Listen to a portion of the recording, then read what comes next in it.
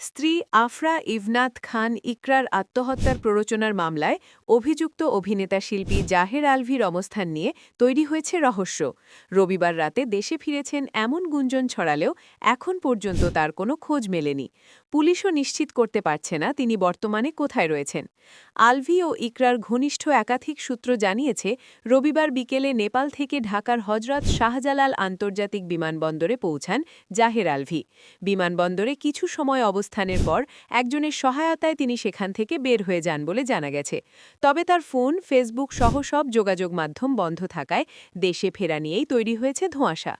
রবিবার দুপুরে আলভি জানিয়েছিলেন তিনি শুটিং শেষে নেপাল থেকে সন্ধ্যার মধ্যে ঢাকায় ফিরবেন এবং ফিরে পুরো বিষয়টি নিয়ে সংবাদ মাধ্যমের সঙ্গে কথা বলবেন।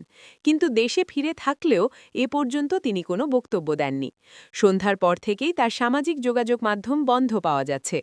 ব্যক্তিগত ফোন নম্বর ও হোয়াটসঅ্যাপেও যোগাযোগ করা সম্ভব হয়নি। বিনোদন অঙ্গনের ঘনিষ্ঠদের কেউ কেউ মনে করছেন, এভাবে গা ঢাকা দিলে তার পরিস্থিতি আরও জটিল হতে পারে। তাদের মতে ইকরার মৃত্যুর আগে কি ঘটেছিল সে বিষয়ে স্পষ্ট বক্তব্য দেওয়া জরুরি। ইকরার মৃত্যুর ঘটনায় তার স্বামী আলভি এবং শাশুড়ি নাসরিন সুলতানা শিউলির বিরুদ্ধে পল্লবী থানায় মামলা হয়েছে। মামলার বাদী ইকরার বড় মামা শেখ তানভীর আহমেদ। পল্লবী থানার ভারপ্রাপ্ত কর্মকর্তা ওসি AKM আলমগীর জাহান জানিয়েছেন, অভিযুক্তকে গ্রেফতারের চেষ্টা অব্যাহত রয়েছে।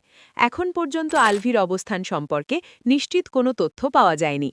তদন্ত সংশ্লিষ্ট সূত্রে জানা গেছে, এজাহারের কপি ইতোমধ্যে বিমানবন্দরের অভিবাসন পুলিশের কাছেও পাঠানো হয়েছে। অভিযুক্ত আসামি যেহেতু দেশের বাইরে আছেন, যাতে দেশে আসার পর দ্রুত গ্রেফতার করা যায়। মামলার তদন্ত কর্মকর্তা আজিম আহমেদ বলেন, একবার শুনে আলভি দেশে আসছে, একবার শুনি আসেনি। ধোঁয়াশা।